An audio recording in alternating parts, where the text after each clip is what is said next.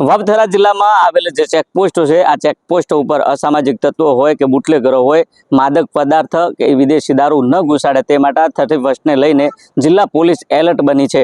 તેની વિગતે વાત આ વિડીયોમાં કરવી છે। વૈષ્ણવજન તો તેને કહીએ જે પીડ પરાઈ જાનાને રે। નમસ્કાર, હું છું દિનેશ ઠાકોર। નવજીવન ન્યૂઝમાં આપનું હાર્દિક સ્વાગત છે।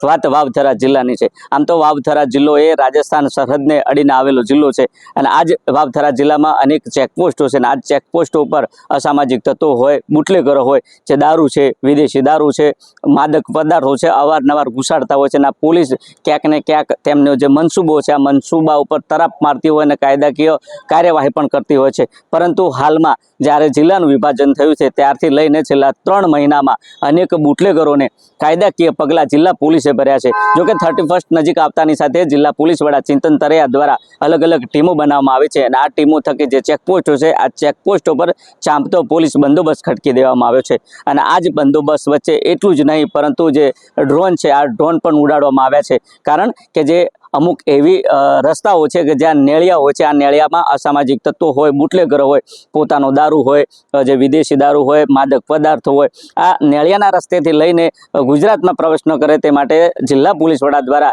ડ્રોન ઉડાડવામાં આવે છે અને આ ડ્રોન સહિત ચાંપતો પોલીસ બંદોબસ્ત ખડકી દેવામાં આવ્યો છે। એટલું જ નહીં પણ જિલ્લા પોલીસ વડાના નેજામાં છેલ્લા 3 મહિનામાં અનેક જે અસામાજિક તત્વો હતા, બુટલેગરો હતા, તેમના સામે કડક કાર્યવાહી કરી છે અને આજ જે કાર્યવાહી છે હંમેશા અને કાયમ માટે રહેશે તેવું જિલ્લા પોલીસ વડાએ કહ્યું છે। જોકે આ 31ને લઈને જિલ્લા પોલીસ વડા દ્વારા કેવો ચાંપતો બંદોબસ્ત કરવામાં આવ્યો છે અને શું કહી રહ્યા છે આ બાબતે જિલ્લા પોલીસ વડા તે પણ તમે સાંભળો।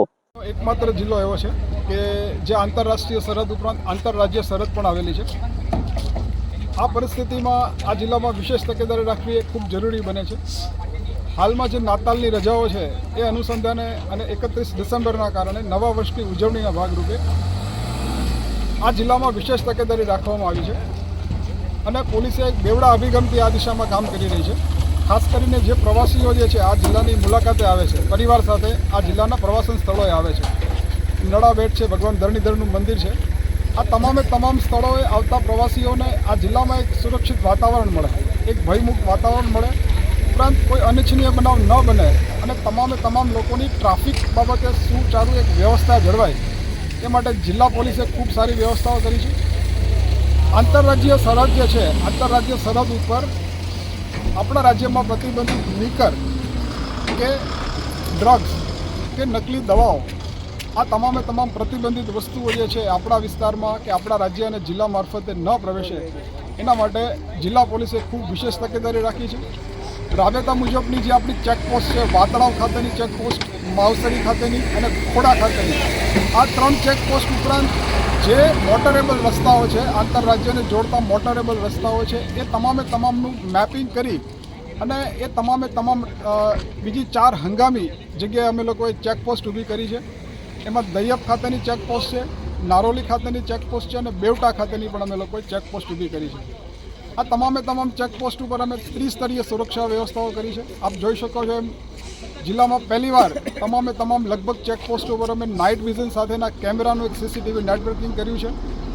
ઉપરાંત જે આંતરિયાળ વિસ્તારો છે, નેળિયાઓ છે કે જે મોટરેબલ નથી પણ એવા રસ્તેથી ગેરકાયદેસર પ્રવૃત્તિ થવાની સંભાવના છે એ તમામ રસ્તાઓ કવર કરવા માટે આ વખતે અમે એક નવતર પ્રયોગનું આયોજન કરી અને ડ્રોનની મદદથી આ વિસ્તારમાં સર્વેલન્સ રાખવાનો એક પ્રયત્ન કર્યો છે।